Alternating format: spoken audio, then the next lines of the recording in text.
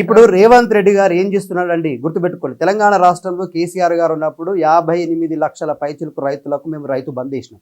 ఇవాళ తెలంగాణ రాష్ట్రంలో సంవత్సరం నుంచి రైతు బంధు బంద్ అయిపోయింది. రైతు బీమా అటకెక్కింది. రైతు రుణమాఫీల కోతలు విధించిండు. రైతులకు రావాల్సినటువంటి ఉచిత విద్యుత్తులు కేవలం 7-8 గంటల కరెంటు కూడా వస్తలేదు.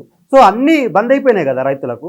ఇప్పుడు రుణమాఫీలు కానీ రైతు బంధు విషయంలో అయితే ఎవరైతే అర్హులో ఎవరికైతే అవసరమో వాళ్ళకి ఇస్తాం, అంతేగాని పొలం ఉందని చెప్పి వాళ్ళ బంధువులందరినీ తీసుకొస్తే ఇది ప్రభుత్వ ఖజానాన్ని ఖాళీ చేసే పని. నేను మీ ద్వారా తెలంగాణ ప్రజలకు ఏం చెప్తున్నా, సంవత్సర కాలంగా 6 గ్యారెంటీలు అమలు చేయడం కోసం అప్లికేషన్లు తీసుకున్నాడు కదా. ప్రతి మండలంలో, ఊర్ల, వార్డుల, గ్రామాలలో పాపం మున్సిపాలిటీలకు పోయి అప్లికేషన్ల మీద అప్లికేషన్లు నింపారు. రేషన్ కార్డుల కోసం అప్లికేషన్ తీసుకున్నాం, 6 గ్యారెంటీల కోసం అప్లికేషన్ తీసుకున్నాం, ఉచిత విద్యుత్ కోసం అప్లికేషన్ తీసుకున్నాం, 2500 రూపాయలు మహిళలకు ఇస్తా అని అప్లికేషన్ తీసుకున్నాం. అప్లికేషన్ లేటుపోయింది, కంప్యూటరీకరణ జరగలేదు, ఏ ఒక్క మహిళకు కూడా వస్తలేదు. తెలంగాణ రాష్ట్రంలో మీరు నేను ఇద్దరం ఏ ఊరికైనా పోదాం, నా ఊరికి కాదు మీ ఊరికి కాదు, ఏ ఊరికైనా పోదాం, పోయి మీరు మైకు పెట్టండి, అడగండి, ఏ మహిళని అడగండి, రేవంత్ రెడ్డి ఇస్తానన్న 2500 రూపాయలు వస్తున్నాయా, రేవంత్ రెడ్డి ఇస్తానన్న పెన్షన్ డబ్బులు వస్తున్నాయా, ఎన్ని పెన్షన్ ఇప్పుడు తీసుకుంటే 2000, మేము వచ్చినాక తీసుకుంటే 4000, ఇప్పుడు తీసుకుంటే 4000, నేను వచ్చినాక తీసుకుంటే 6000. పాపం వికలాంగులనంటివి, వృద్ధులనంటివి వాళ్ళందరూ 1000 కళ్ళతో ఎదురు చూస్తున్నారు. ఎప్పుడు ఇస్తావా, 100 రోజుల్లో ఇస్తా అంటివి, 100 రోజులు బాయా, 365 రోజులు వచ్చాయి. నీ మాట మీద నీకే గ్యారంటీ లేదు. నువ్వు ఉత్త మాటల ఎగవేతల ముఖ్యమంత్రివి. తెలంగాణ ప్రజలని డోకాబాజ్ అంటే నమ్మక ద్రోహం చేసిన ముఖ్యమంత్రిగా మిగిలిపోతావు తెలంగాణ రాష్ట్రంలో. ఇవన్నీ గ్యారెంటీలు, 6 గ్యారెంటీలు, 13 హామీలు, ఓవరాల్గా 420 హామీలు 100 రోజుల్లో అమలు చేయాలి కాంగ్రెస్ పార్టీ. ఇప్పుడు వచ్చిన తర్వాత ఏం చెప్పం పట్టుకుంటున్నారు, బడ్జెట్ లేదు, మేము బడ్జెట్ చక్క పెడుతున్నాం, బడ్జెట్ చక్క పెడుతున్నాం. అప్పుడు తెలియదా అండి? ఇప్పుడు ఈ రేవంత్ రెడ్డి గారు ఇచ్చినటువంటి ఈ 6 గ్యారెంటీలు, 13 హామీలు అమలు చేయడానికి దశాబ్ద కాలం పడుతుంది. అంటే నువ్వు సంవత్సరం వీటి పేర్ల మీద తీసేసినావు, బడ్జెట్ పేరు మీద, లేకపోతే అప్పుల పేరు మీద, లేకపోతే కేసీఆర్ పేరు మీద కాలం గడిపేస్తేవి. ఒక్క ఉచిత బస్సులో సగం బస్సులు ఇచ్చినావు, మళ్ళీ మొత్తం అన్ని బస్సులకు ఇయలే, కేవలం పల్లె వెలుగు ఎక్స్ప్రెస్కు ఉచితం ఇచ్చి మిగతా బస్సులన్నిటికీ టికెట్ తీసుకుంటున్నావు. నువ్వు ఏది పూర్తిగా అమలు చేసినావు చెప్పండి. రుణమాఫీలో ఆయన అనేది కూడా నిజమే కదా సార్. బడ్జెట్ లేనప్పుడు ఇప్పుడు బడ్జెట్ ఉంది లేదా అనేది ప్రభుత్వంలోకి వచ్చాక తెలుస్తుంది కదా. అసలు మిగులు బడ్జెట్ లో రాష్ట్రాన్ని తెచ్చుకున్నప్పుడు, ప్రత్యేక రాష్ట్రాన్ని తెచ్చుకున్నప్పుడు నిధుల రాష్ట్రంగా ఉన్న రాష్ట్రం అప్పుల రాష్ట్రంగా ఎందుకు మారింది 10 ఏళ్లలో? నిధుల రాష్ట్రంగా ఉన్న రాష్ట్రం అప్పుల రాష్ట్రంగా మారలేదు. ఫర్ యువర్ కైండ్ ఇన్ఫర్మేషన్, చాలా మంది ఆర్థిక నిపుణులు చెప్పేది ఒకటే, తెలంగాణ రాష్ట్రంలో డబ్బు ఫ్లో ఆగిపోయింది. ఎప్పుడు కూడా తెలంగాణ ప్రజలకు కొనుగోలు సామర్థ్యాన్ని పెంచాలా. రేవంత్ రెడ్డి వచ్చిన తర్వాత కొనుగోలు సామర్థ్యం కుదేలైంది. రియల్ ఎస్టేట్ వ్యాపారం ఢమాలు మన పడిపోయింది. హైదరాబాద్లో కూల్చివేతల వల్ల ఎవడు ఇన్వెస్ట్మెంట్ చేస్తలేడు. హైదరాబాద్ తెలంగాణకు గుండెకాయ లాంటిది. ఇవాళ ఒక జాగ కొని ఇంకొక జాగ అమ్మితే రిజిస్ట్రేషన్ పేరు మీదనో లేకపోతే ప్రభుత్వానికి వచ్చే ట్యాక్స్ల పేరు మీద డబ్బులు వచ్చేవి, అవి రాకుండా పోయినాయి. ఏది బఫర్ జోను, ఏది ఎఫ్టీఎల్, ఏది రేవంత్ రెడ్డి కూల్చేది అని చెప్పి గద వణుకుతున్నారు. ప్రపంచ స్థాయి సంస్థలు హైదరాబాద్కు రావాలంటే నువ్వు వాళ్ళతో మాట్లాడేటువంటి పరిస్థితి నీకు లేదు. నీకు లాంగ్వేజ్ ప్రాబ్లం ఉంది, నువ్వు కమ్యూనికేషన్ ప్రాబ్లం ఉంది, వాళ్ళని ఒప్పించే పరిస్థితి లేదు.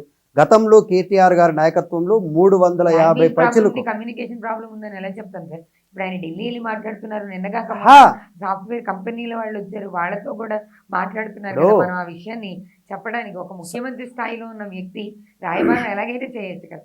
సాఫ్ట్వేర్ ఉద్యోగాలకు మన దేశంలో ఉన్నటువంటి సంస్థలకు మధ్య న్యూక్లియర్ రియాక్షన్ అని చెప్పి చెప్తున్నాడు. న్యూక్లియర్ రియాక్షన్ అనేటువంటిది దేనికి సంబంధించిందో తెలంగాణలో ఏ ఒక్క చదువుకున్న అడిగినా చెప్తారు. నేను అనేది ఏంటంటే, ప్రపంచ స్థాయి వేదికల మీద మీరు మాట్లాడుతున్నప్పుడు మీరు గతంలో ఉన్న రేవంత్ రెడ్డి కాదు, ఇప్పుడు ఒక రాష్ట్రానికి ముఖ్యమంత్రి అని మర్చిపోకండి. ముఖ్యమంత్రిగా మీరు మాట్లాడేటప్పుడు మీరు సోయి తీసుకొని, సమాచారం తీసుకొని, ఇన్ఫర్మేషన్ తీసుకొని మీరు అడ్రస్ చేయండి. ఎందుకంటున్నామంటే, మీరు మాట్లాడుతున్నారంటే ఈ రాష్ట్రం మాట్లాడుతున్నట్టు, మీరు అబద్ధం ఆడితే రాష్ట్రం అబద్ధం ఆడినట్టు, మీరు మోసం చేస్తే రాష్ట్రం మోసం పోయినట్టు. కాబట్టి ముఖ్యమంత్రి గారికి మేము ఇచ్చే సలహా ఏంటంటే, బాధ్యతాయుతమైనటువంటి ముఖ్యమంత్రిగా ఉండు, పేద ప్రజల వైపు చూడు. ఇవాళ దాదాపుగా 170 పేద గుడిసెలను ఇళ్లను కూల్చేసినావు, 16,000 ఇళ్లను కూలుస్తానికి కంకణం కట్టుకున్నావు. ఏమొస్తుంది నీకు? పేద ప్రజలను గుడిలేని పక్షులను చేస్తే ఎవరుంటారండి? మూసీ నది పక్కన మురికి వాడలలో ఎవరుంటారు? ఎస్సీ, ఎస్టీ, బీసీ, మైనార్టీ పేద కుటుంబాలు ఉంటారు. వాళ్ళు పాపం సొంతంగా 30 గజాల స్థలంలో ఇల్లు కట్టుకుంటే నాకు సొంతం ఇల్లు ఉందని చెప్పుకుంటారు. ఆ 3 ఫ్లోర్లు ఇల్లు, 2 ఫ్లోర్లు ఇల్లు ఊలగొట్టేసి నీ ఇల్లు కాదు చాలా జరుగురాబాయ్ అంటే పాపం వాడిపోయి డబుల్ బెడ్రూమ్ ఇల్లు ఉంటాడు. డబుల్ బెడ్రూమ్ ఇల్లు ఈయన కట్టిందా అండి? కేసీఆర్ గారు పేదవాళ్ళకు, లేని వాళ్ళకి ఇవ్వడం కోసం కట్టాడు. నువ్వు ఉన్నోంది ఇల్లు గురించి నేను డబుల్ బెడ్రూమ్ ఇస్తే కేసీఆర్ కట్టిందంటే తీసుకుంటారా వాళ్ళు? ఎంత బాధపడుతున్నారు, అది ఎంత శాపనార్థాలు పెడుతున్నారు. అవి ఇందిరమ్మ ఇల్లు కదా, ఇందిరమ్మ పథకం కింద మేము ఇచ్చిన ఇళ్ళే అని ఆయన చెప్పారు కదా ఒకసారి. కాదండి, మేము కట్టిన ఇల్లు డబుల్ బెడ్రూమ్ ఇల్లు పంచుతున్నాడు. ఇంకా ఆయన వచ్చిందే సంవత్సరం అయింది, వచ్చి ఇప్పటి వరకు ఒక్క ఇంటికి కొబ్బరికాయ కొట్టింది లేదు, పిల్లర్ వేసింది లేదు, స్లాబ్ వేసింది లేదు, గృహప్రవేశం చేసింది లేదు. డబ్బాలలో పెట్టుకొని చూపిస్తున్నాడు గిది ఇందిరమ్మ ఇల్లు అని 3 కలర్లు వేసి. ఆయన ఎన్నరైనా ఇల్లు కట్టిన, నేను చెప్తా ఉన్నా కదా మీకు, మీ ఛానల్ ద్వారా, సి మీడియా ద్వారా నేను చెప్తా ఉన్నా, రేవంత్ రెడ్డి గారు ఇంకొక సంవత్సరంలో కూడా ఒక 500 ఇండ్లు ఇందిరమ్మ కట్టిస్తే నేను మీరు ఏ ఛాలెంజ్ కంటే నా ఛాలెంజ్కి సిద్ధం. ఆయన చిత్తశుద్ధిన ముఖ్యమంత్రి కాదండి, కేవలం గాలి మాటలు చెప్పి అధికారంలోకి వచ్చిండు. ప్రజలు చూస్తున్నారు, మీరు అలా ఒట్టిగా గాలి మాటలు అనడానికి ఎలా? ప్రజలే తిరస్కరిస్తున్నారండి. ఏ ప్రజలు? ఇప్పుడు రైతుల దగ్గరికి వెళ్దాం. రైతులు పంట పొలాల్లో ఉన్నటువంటి పంటని కొంటలేడు, కళ్ళంలో ఉన్నటువంటి పంట వర్షార్పితం అయిపోయింది, నది పాలైపోయింది. ఇప్పుడు రైతు రుణమాఫీ విషయంలో డోకా చేసిండు, రైతు బీమా విషయంలో డోకా చేస్తున్నాడు, రైతు బంధు చేసిండు. కేసీఆర్ సమయంలో ప్రతిసారి పంటకు పెట్టుబడి సాయంగా 10,000 రూపాయలు టక్క టక్క టక్క అని పడేటివి. ఇప్పుడు ఎందుకు ఆగిపోయినాయి? ఇప్పుడు భూస్వాములకు అలా 10,000 ఇచ్చి మనం వాళ్ళని సోమరిపోతులు చేయట్లేదు. ఇప్పుడు మధ్య తరగతి వాడు కట్టే పన్నులు తీసుకెళ్లి భూస్వాములకు ఇవ్వడం అనేది ప్రభుత్వం చేసిన మంచి పని అని మీరు సమర్థిస్తారు. తెలంగాణ రాష్ట్రంలో ప్రభుత్వ ఆధీనంలో ఉన్న వ్యవసాయ భూమి 2,77,00,000. ఈ 2,77,00,000 సాగుకు అనుకూలంగా ఉంది 78 లక్షల హెక్టార్ల భూమి. ఈ 78 లక్షల హెక్టార్ల భూమిలో తెలంగాణ రాష్ట్రం వచ్చిన తర్వాత క్రమతాల సంఖ్య పెరిగింది. ఉమ్మడి ఆంధ్రప్రదేశ్లో ఉన్నప్పుడు ఒంటరి భూమి, అంటే ఒకే భూమి పట్టా కింద ఉన్నటువంటి భూమి అన్నదమ్ముల పెళ్లిలు కావడం వల్ల, అక్కా చెల్లెల్లో విడిపోవడం వల్ల, పంపకాలు జరగడం వల్ల క్రమతాలు, చిన్న క్రమతాలుగా విభజన జరిగింది. ఆ క్రమతాలుగా జరిగినటువంటి కుటుంబాలకు కూడా నువ్వు ఇవ్వాలి కదా. కేసీఆర్ గారు చేసింది అదే. పెట్టుబడి సాయం చేయడం వల్ల 2 ఎకరాలు ఉన్నవాడికి ఇచ్చిండు, 2 గుంటలు ఉన్న వాడికి కూడా రైతు బంధు ఇచ్చిండు. ఎందుకంటే భూమి ఉన్నవాడు ఆత్మగౌరవంతో ఇది నా భూమి. మీకు ఇంకో విషయం చెప్తా ఉన్నా, తెలంగాణ రాష్ట్రంలో కేసీఆర్ గారు రైతు బంధు పథకాన్ని ప్రవేశపెట్టిన తర్వాతే ప్రతి రైతు ఇది నా భూమి, నాకు ఎందుకు భూమి ఉంది అనేటువంటిది గుర్తు చేసిండు కేసీఆర్. నీ పేరు మీద పలానా జాగల ఎకరం భూమి ఉంది, గుంట భూమి ఉంది, 10 ఎకరాల భూమి ఉంది, నీ భూమిరా నాయన ఇది అని చెప్పి గుర్తు చేసిండు కేసీఆర్. ఎందుకు? రైతు బంధు వేయడం వల్ల వాడికి సంవత్సరానికి 2 సార్లు డబ్బులు వచ్చేవి కదా. ఎకరాకు 5,000, 10 ఎకరాలు ఉంటే దాదాపుగా ₹1,00,000 వరకు 2 తరగతులకు వచ్చేవి. వాళ్ళకి కేవలం భూమి ఉన్న వాళ్ళకి వేయడం ఎంతవరకు ధర్మం ఉంటారు?